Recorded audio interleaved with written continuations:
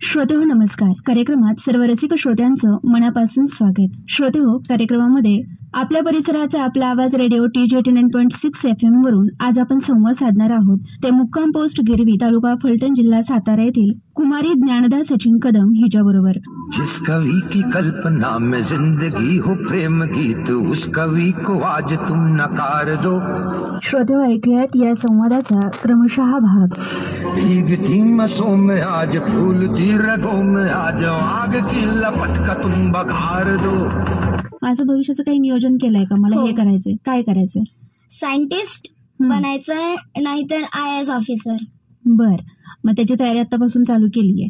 तुला आतापर्यंत अशा अदर ऍक्टिव्हिटी मधून कुठल्या कुठल्या प्रकारचे सर्टिफिकेट्स मिळाले त्याच्याविषयी सांग ना. तसं सर्टिफिकेट्स तर खूप मिळालेत, जसं की ड्रॉइंग मध्ये पण मला सर्टिफिकेट मिळालंय, सायकलिंग मध्ये पण दरवर्षी मिळतं. महेश दादा लांडगेंनी ते पुरस्कार दिलता. त्याच्यात शिवाजी महाराजांचा प्रतिकृती बनवलेली, त्याच्यात महेश दादांकडून मला 2दा पुरस्कार मिळालाय. बर, 2 वेळा. कशा कशा संदर्भात?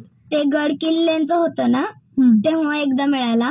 मी गड किल्ले सर करते वगैरे, तेव्हा एक मिळालेला.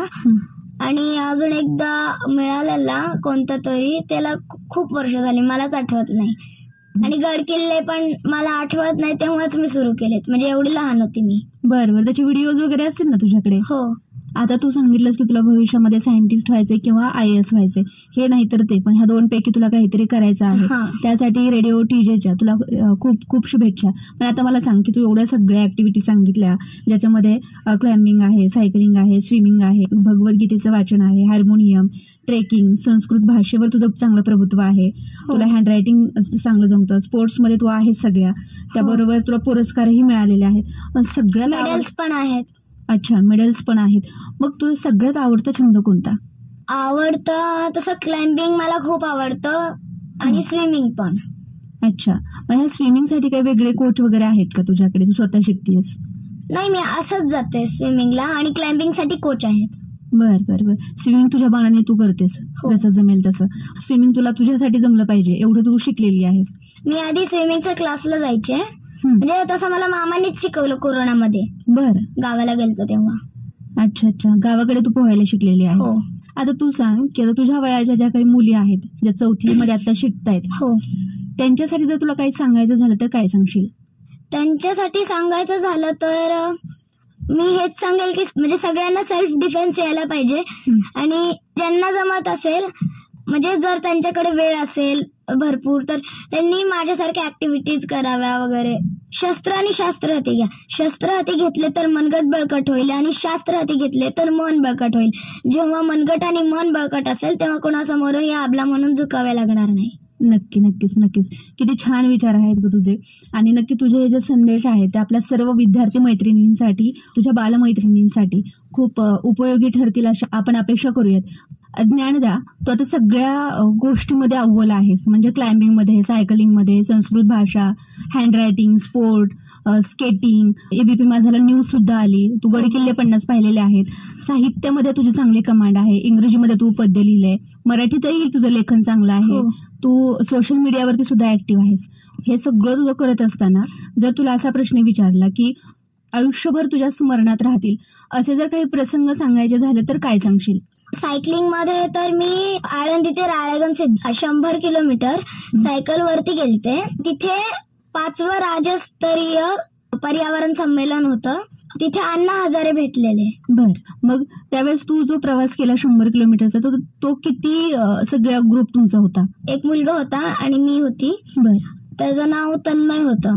आळंदी ते राळेगण सिद्धीपर्यंत आम्ही दोघं होतो मुलं, आणि बाकीचे सगळे मोठे होते. अच्छा अच्छा, म्हणजे खूप लोकांची होती, पण मुलं म्हणून तुम्ही दोघं होता. हो. बर बर. हा तुझ्या स्मरणात आयुष्यभर का राहील ग? कारण की मी 100 किलोमीटर गेलते, तेही सायकलवरून. तिथे अण्णा हजारेंनी माझं कौतुक सुद्धा केलेलं. म्हणजे आता आम्ही नवीन घरात राहायला गेलो दिघीमध्ये, तेव्हा तिथे म्हणजे असं रोड चांगला नव्हता, रस्ता. तर एकदा आम्ही शाळेत चाललेलो, जेव्हा नवीन ऍडमिशन घेतलेलं तेव्हा, तर तेव्हा तिथे आमची गाडी स्लिप झाली. तर मग घरी आल्यावरती मी बाबांना विचारलं, म्हणजे बाबांना सगळं सांगितलं काय झालं ते. आणि मग मी बाबांना विचारलं, आपण नरेंद्र मोदींना पत्र लिहिलं तर आपण अजून कोणाला पत्र लिहू शकतो की आपला रस्ता हे होईल, म्हणजे अजून चांगला होईल. तर बाबा म्हणले आपण IAS आहेत त्यांना लिहू शकतो पत्र. तसंच आम्ही ते एकनाथ शिंदे जी आहेत त्यांना पण पत्र लिहिलं आणि नितीन गडकरी त्यांनाही पत्र लिहिलं आम्ही. तर त्याच्यात मी स्वतः तयार केलं ते, फक्त जे चुका झालत्या थोडे त्या फक्त बाबांनी सांगितल्या मला आणि मग त्या दुरुस्त करून मी परत लिहिलं ते पत्र. आणि मग ते आम्ही म्हणजे 3 झेरॉक्स काढल्या. झेरॉक्स आमच्यासाठी एक ठेवली आणि जी ओरिजिनल होतं लिहिलेलं मी माझ्या स्वतःच्या हस्ताक्षरात ती मी पोस्ट केली. IAS शेखर सिंहजी पिंपरी चिंचवडचे ते IAS असतात ते त्यांना. आणि मग 2 ज्या झेरॉक्स राहिलेल्या, म्हणजे एक आमच्याकडे होती ना, तर मग 2 होत्या, तर एक एकनाथ शिंदेजींना दिली आणि एक नितीन गडकरींना दिली.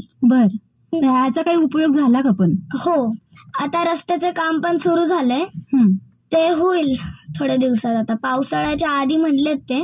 मग त्यांचा काही रिप्लाय आला का तुझं पत्र मिळाल्यानंतर? म्हणजे तू पत्र लिहून तुझ्या भागातला जो काही रस्त्यांचा प्रश्न आहे तो सोडवण्याचा प्रयत्न केला, पण सुरुवातीला तू आता मला काय म्हणालीस की मी नरेंद्र मोदींना पण पत्र लिहिलं होतं, तो विषय काय होता? तो विषय असा होता की पहिलीपासून ते कॉलेज पर्यंत, म्हणजे कॉलेजच्या पुढे BA BEd वगैरे आहे ना, त्याच्यात पूर्ण संस्कृत विषय असला पाहिजे पहिलीपासून. जसं की मराठी आहे, इंग्रजी आहे. मराठी इंग्रजी जसं कंपल्सरी आहे तसं कंपल्सरी असला पाहिजे. आणि संस्कृत ही भाषा राष्ट्रभाषा झाली पाहिजे, ह्यासाठी पत्र लिहिलं होतं. मग त्याचा काही रिप्लाय मिळाला का तुला? हो, मेल आलता की पत्र पोहोचलंय म्हणून. आणि आता काही शाळांमध्ये, म्हणजे माझ्या पण शाळेमध्ये आधी नव्हतं, आता सुरू झालंय संस्कृत. अरे वा, किती छान किती छान. मग हे जे प्रसंग आहेत हे तुझ्या आयुष्यभर स्मरणात राहतील की तू एक छान पत्र लिहिलं आणि त्या पत्राला तुला रिप्लाय पण मिळाला. तर पिंपरी चिंचवडचे जे आयुक्त आहेत ते आयुक्त सुद्धा ते तुला भेटायला आले होते. आणि हस्ताक्षर छान आहे म्हणून त्यांनी माझं कौतुक पण केलं. तू आज आली आणि तुझ्यामुळे इतर सर्व जे आपले विद्यार्थी मित्र आहेत, तुझ्या वयाचे जे विद्यार्थी आहेत, 4थीला असतील, 5वीला असतील, 2रीला असतील, तर त्यांच्यासाठी तू खूप मोठा आदर्श आहेस. शाळेचा अभ्यास करून अदर ऍक्टिव्हिटी ज्या आहेत त्याच्यामध्येही तू अव्वल आहेस, सगळं काही तुला जमतंय. असं जर प्रत्येक विद्यार्थ्याला जमायला लागलं, प्रत्येकानं तेवढा वेळ दिला ग्राउंडसाठी, तर नक्कीच आपण खेळामध्ये जे काही महाराष्ट्राचं नाव आहे ते उच्च स्थानावरती नेण्यापासून कोणी थांबवणार नाही. तर नक्कीच तुझ्या या सर्व कार्यासाठी तुला खूप साऱ्या शुभेच्छा. धन्यवाद. धन्यवाद.